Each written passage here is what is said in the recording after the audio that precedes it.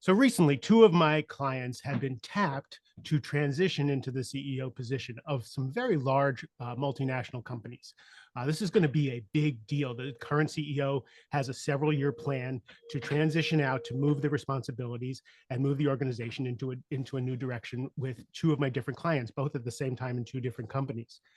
And of course, I'm on social media and I follow some really smart people. And Dory Clark, one of the first people on LinkedIn that I follow and I follow religiously, held up a book by my next guest. It's called Mastering Executive Transitions, The Definitive Guide.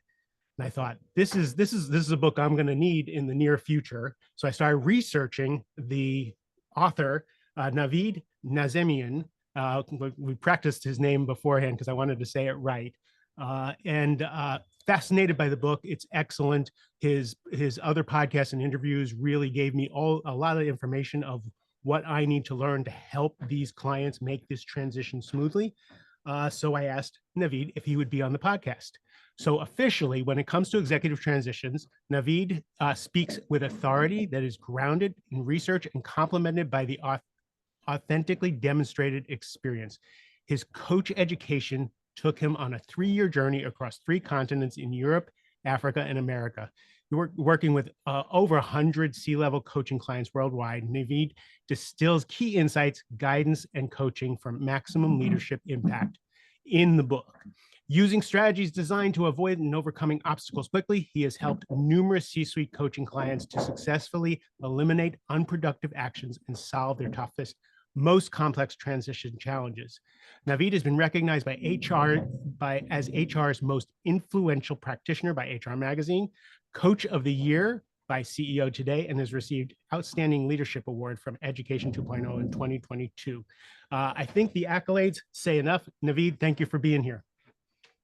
Mark, you're making me blush. Thank you so much for the kind invitation. I'm super stoked to have this conversation with you today. It's so much fun, and watching, you provide so much information and so much depth from your years in HR, from your years of coaching. Like you've been in the trenches. So this isn't just a how-to book from the sidelines of doing some research. You've helped people do that. And in the book, you state that 40% of executive transitions fail within the first 18 months. Why? Yes. So the first time I came across this statistic, I couldn't quite believe it because I thought surely this is maybe 14% or maybe 4%. But the reality is there are 5 independent studies that all come to the very same conclusion. The most validated of those 5 is the one that I cite, which is from Heidrick & Struggles, one of the largest search firms in the world. And they have placed over 20,000 executive leaders in over a 10-year time period in many organizations. And they had to admit that roughly during the first 18 months of that appointment, 40% of those leaders were not around. And so that is how I came to be just intrigued by this topic and what led me to write this wonderful book that you are holding in your hands.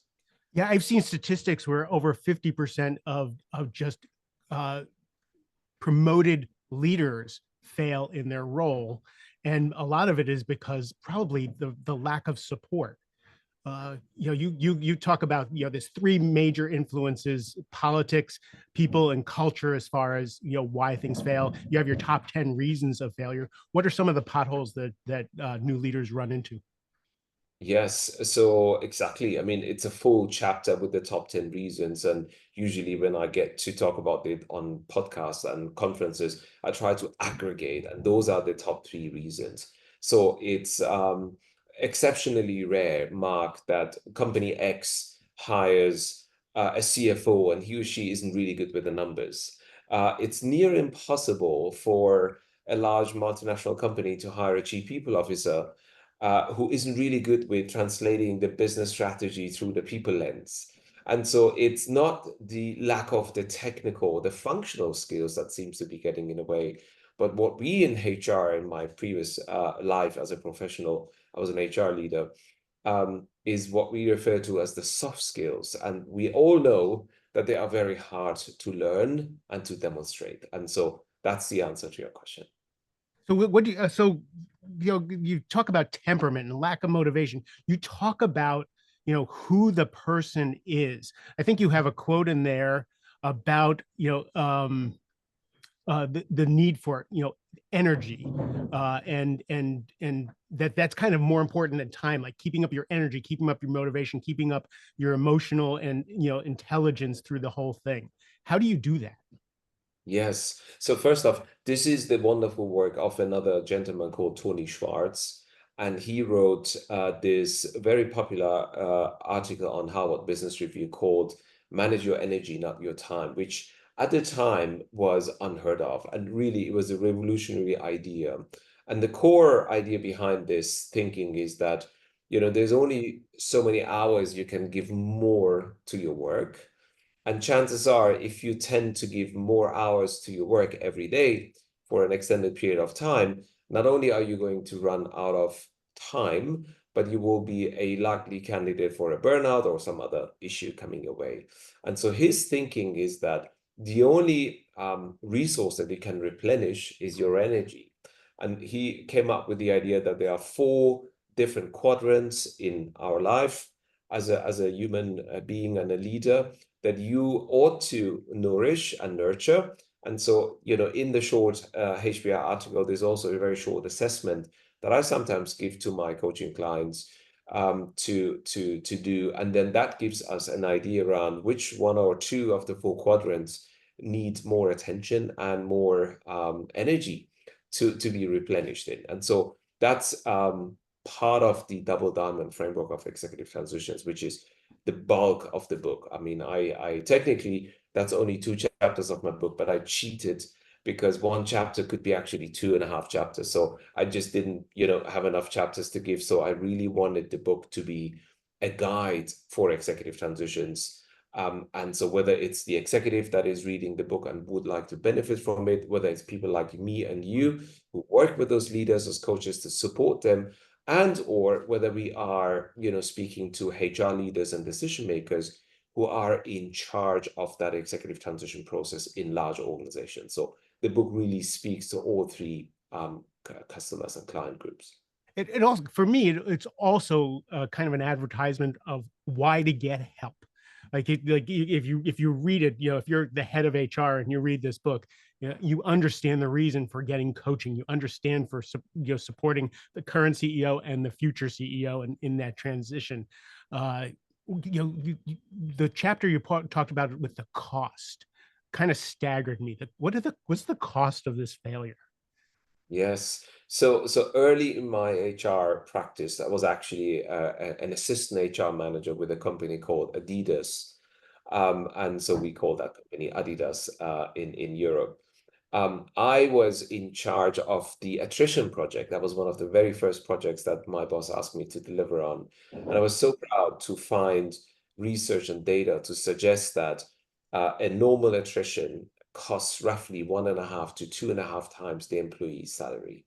So let's say, if, just for the sake of simplicity, if you had an employee, let's say a frontline employee that earns $20,000 a year, if that employee were to churn quickly after joining the company, you're looking at 1.5 to 2.5 times that cost for replacing that individual and the ripple effects in the organization.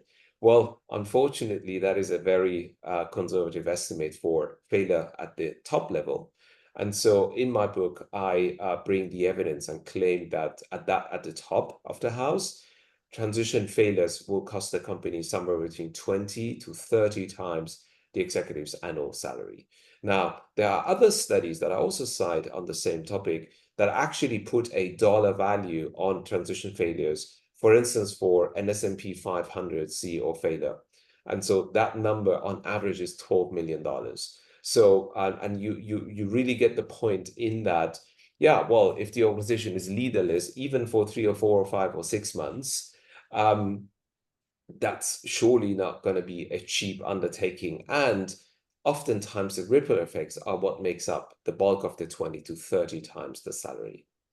That makes people like you and I pennies on the dollar in supporting that transition and looking at it.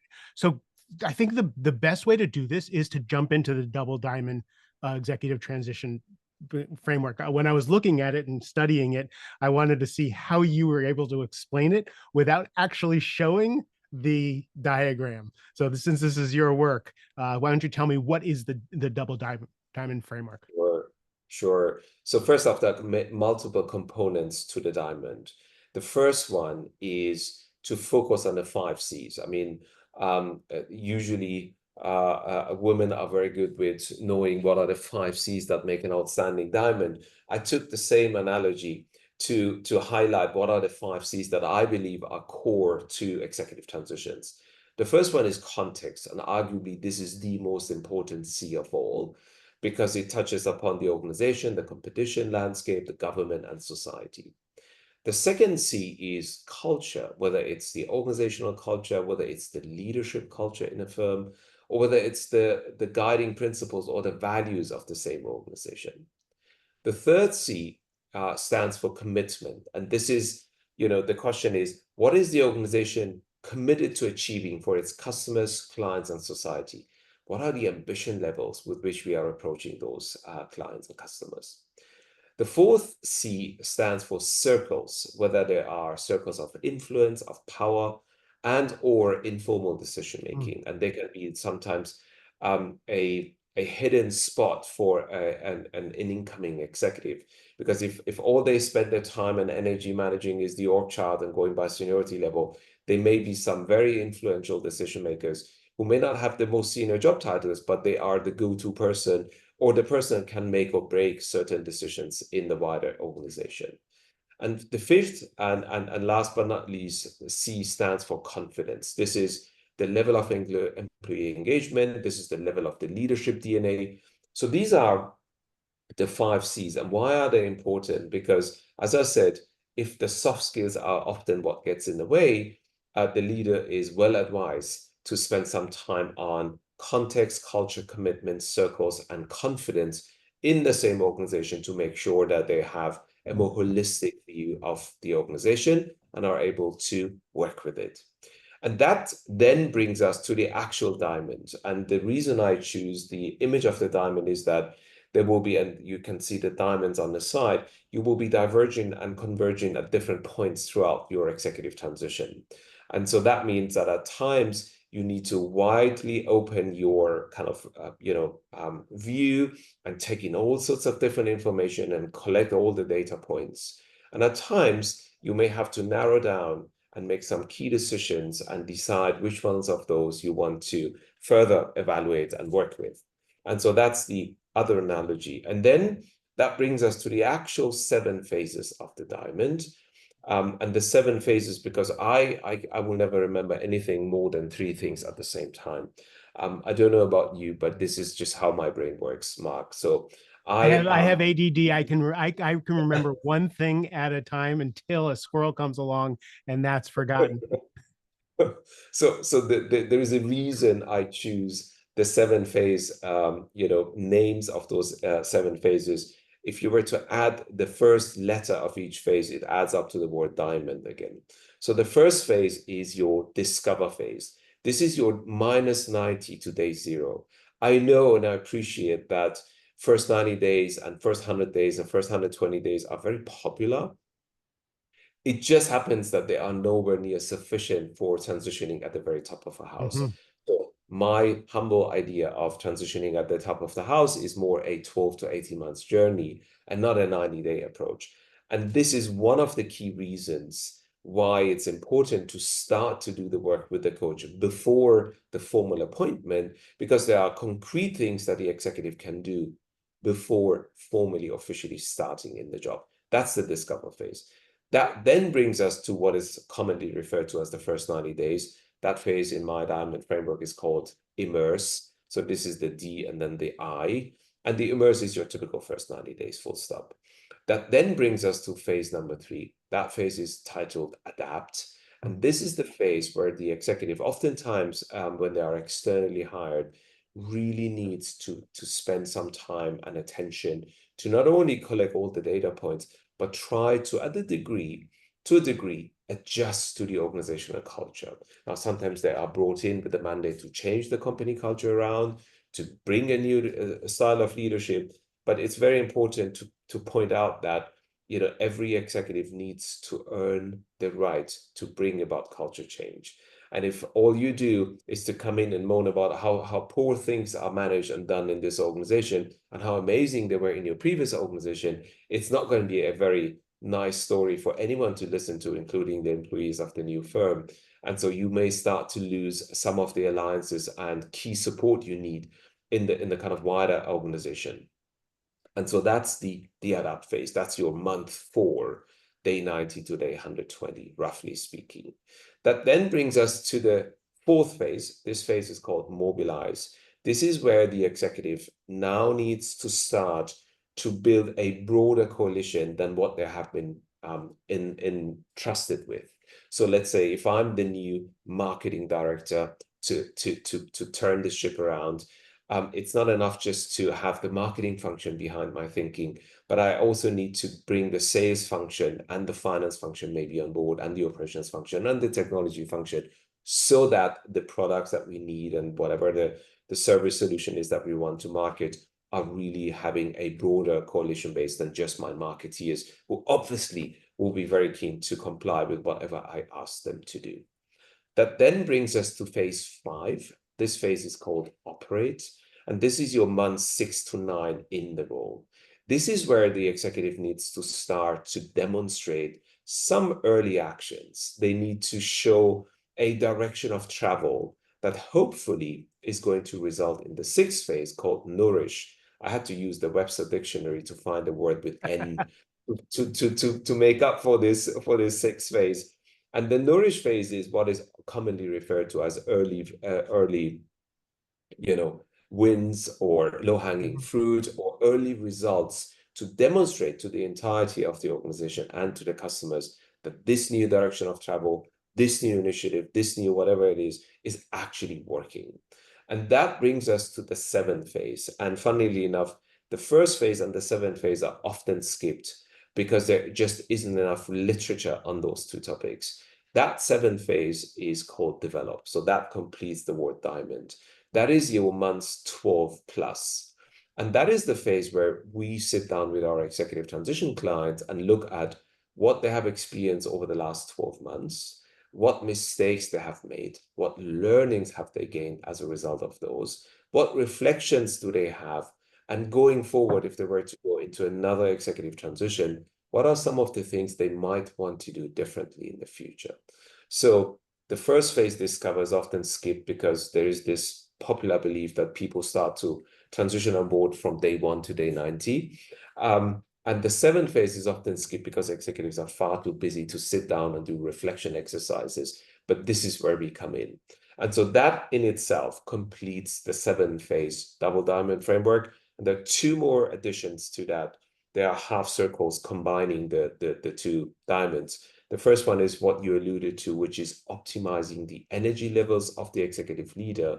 And the bottom part of it is the accelerated and the risk transition that's supported by an executive transition coach. And that, dear Mark, is my 7-minute download on the double diamond framework. That is probably something like 70 pages in my book. That was seriously impressive. And we're going to we'll put the diagram in the show notes so that people can follow along and can look at that. And again, what we're trying to do is sell some books here for you, because I think that, again, it's not just for CEO transition.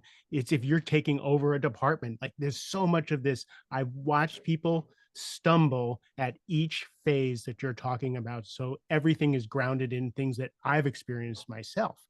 Tell me the difference between an external transition and an internal transition.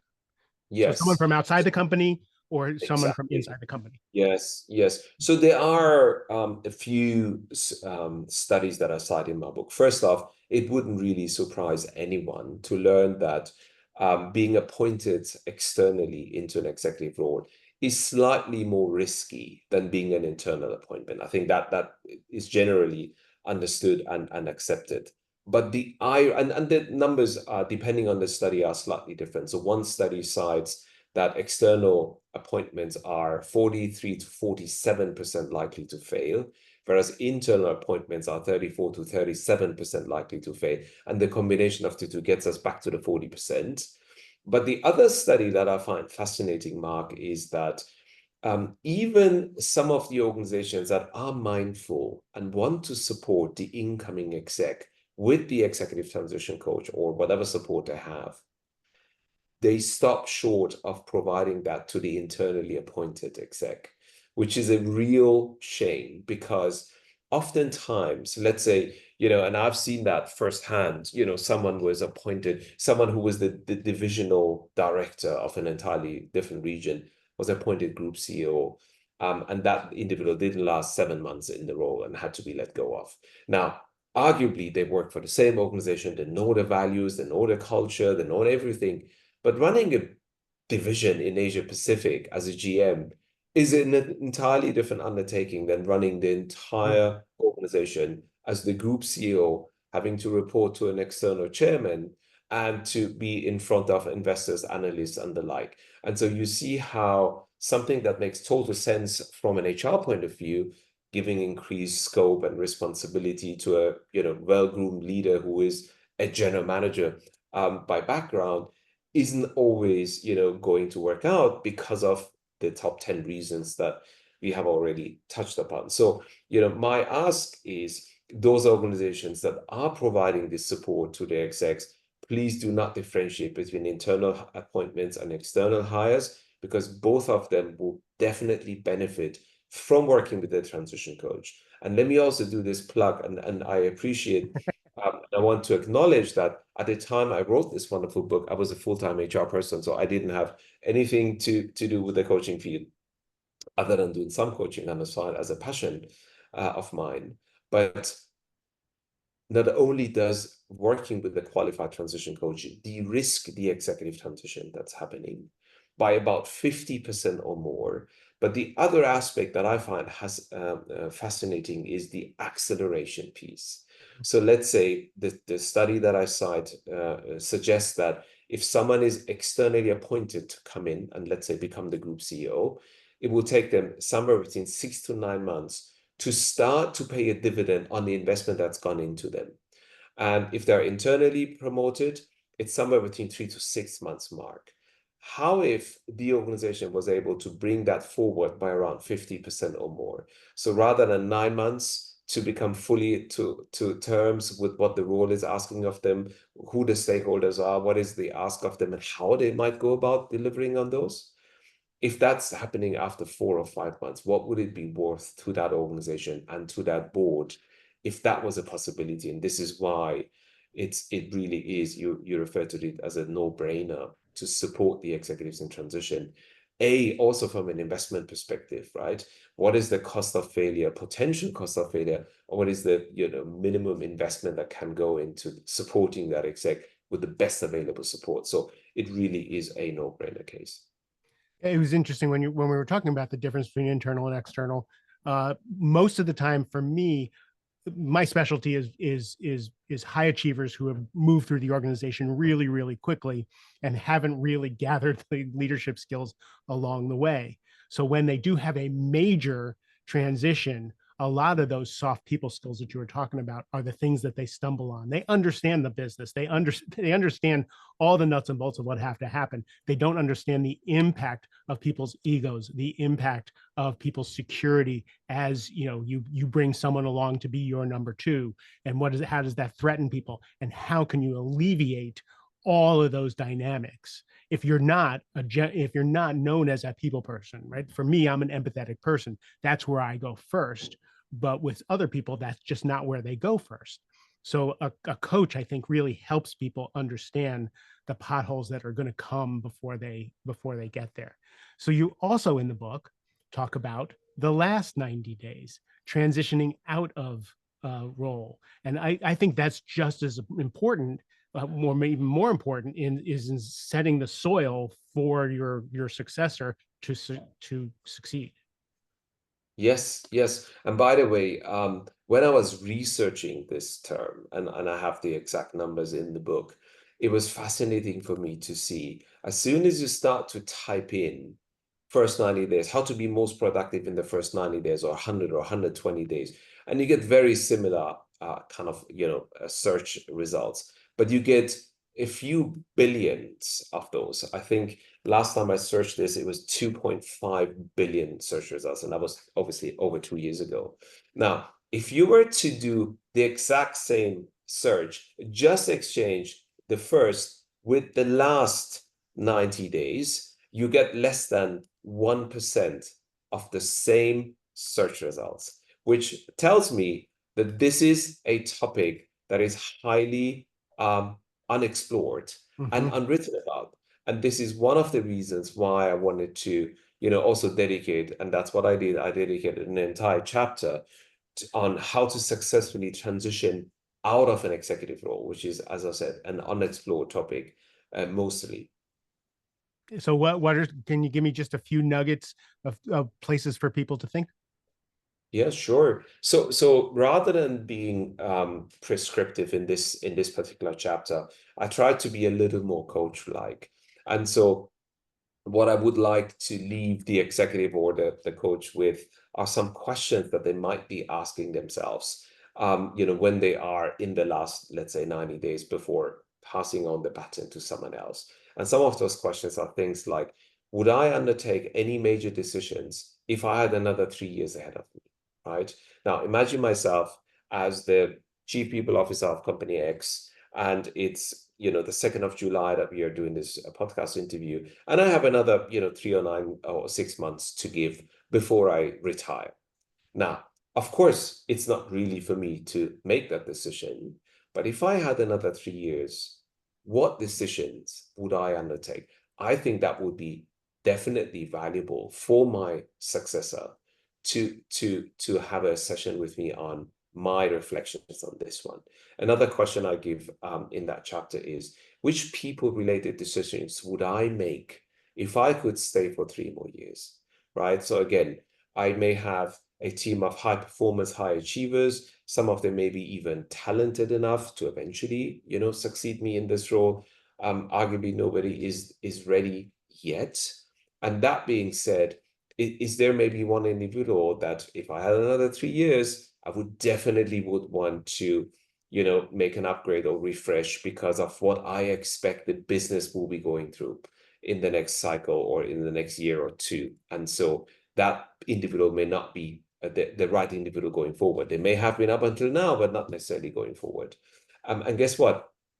Once the new kid on the block is there, they are unlikely to really want to rock the boat during the first 3, 6, 9 to Mhm. 12 months, which then means all they will do is to leave money on the table because they don't want to come across as a disruptive leader, the person who just got appointed and now starts to fire people left, right, and center. And so, again, that's another study that I cite from Russell Reynolds that suggests that after 3 or 4 months into an executive position, if you have significant doubts about one or two members of your leadership team, you might as well move fast and bring about an upgrade Mhm. there rather than waiting for another 3, 6, or 9 months, only to add incremental data points to what you inherently knew to be true. And so again, it's, moving or not moving is the question. Another question in that chapter is, what would I, tackle differently if I had the opportunity to do this one more time? So how would I approach this, whatever position, chief people officer position was the example I gave, differently with the knowledge that I have today?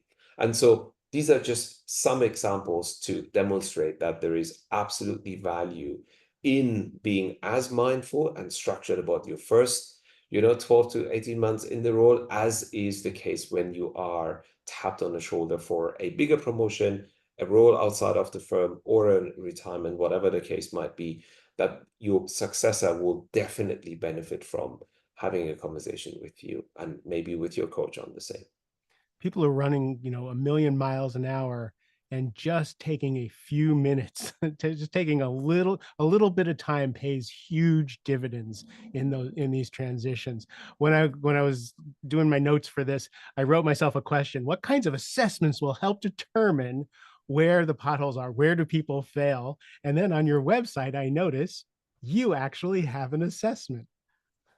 Yes, yes. Although I wouldn't really call it an assessment. It's a really simple quiz but it's a nice one because it actually produces a simple report. There are 14 questions that make up this quiz, and it's usually one of my kind of giveaways when I go to conferences. Not everyone would want to buy the book or would benefit from reading the book, but getting a free sample of the book and being able to access the quiz Mhm. for free is two of the goodies that I have in my bag, and throw it out at the people who are part of the conference. Don't minimize it, because I'm going to put the link in the show notes, because I want people to take the assessment. I'm going to go look at it, just to give me some ideas, to have my clients look through that, because my clients are Sure. the more I listen to you, I'm getting little bubbles of how much my clients move around from one organization to another, and I don't think about that in the same way as when I first started this conversation. So, Sure. Just, Mark, excuse me, but just on the same token, if people were to purchase the book as a paperback or a hardcover edition, they can also get their hand on the actual workbook. mm, So what I just described, the Double Diamond framework, this and that, and the energy project, it's all included in a 31-page document that coaches can use to support their transitioning clients, and or executives can use if they are not working with a coach for whatever reason. They can use that same guidebook for themselves. So again, what I it took me roughly a year to write that wonderful workbook. I really wanted this to be not just a piece of thought leadership, but mhm. something that is practically doable. And for that, it needed to actually work in that way. The thoroughness and the thoughtfulness you put into everything that you do is breathtaking. And that means that people are getting a valuable tool, not a social media lead magnet. These things are really useful for what people are going through. So we're gonna end with your favorite quote. It is when we are in transition that we are most completely alive. It is when we are in transition that we are most completely alive, by William Bridges. Why is that your favorite quote? I have an idea, but I'll let you answer. Yes. So this really goes back to reflecting on my own career. And I didn't know of this quote until I stumbled upon it. So I spent 26 years of my life working for some of the world's most admired companies. And I did multiple transitions throughout. One of the fun facts about my career is, Mark, that I never repeated the industry. So that means that I went through 7 different industries in those 26 years. The other fun fact about my career is that I had 6 years super successful in sales before I moved to the people or the HR function. And at the time, nobody wanted to hire me in Germany because they all look at my CV and said, sorry, you've applied for the wrong position. And so I've moved countries, I've moved continents. And so I really felt that, of course, it is draining. It can be very lonely at times to be an executive that's going through a transition. But at the same time, it's like, climbing Mount Everest or whatever is the analogy that speaks to you and to your listeners, is that you also have to take time to enjoy the view.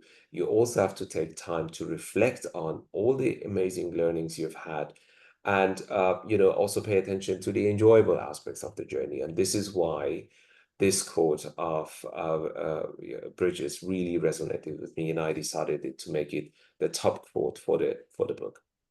Amazing. I love what you do. I love what you put into what you do. I really appreciate it. I know, you and I are many hours apart, and you took your evening to spend with us. I appreciate that. If people want to learn more about you besides the book, where can they find you? Yes, so LinkedIn is the place to be. I am very friendly. I usually I'm very quick to respond to notes and connection invites. I actually manage my own LinkedIn account. I know many other blue badge holders have EAs and VAs and other people managing their accounts on their behalf. I do it all myself, and I would welcome anyone that would like to connect with me and just be a recipient of the thought leadership that I share on a regular basis. Great. We will put all of those links into the show notes so that you can find Navid and follow him and learn. Thank you again for taking the time to be on the show. Thank you for the opportunity. Thank you so much, Mark. To everyone else, I appreciate your time and attention. I hope you got some value out of our conversation. I love you a ton. Have a great rest of the day.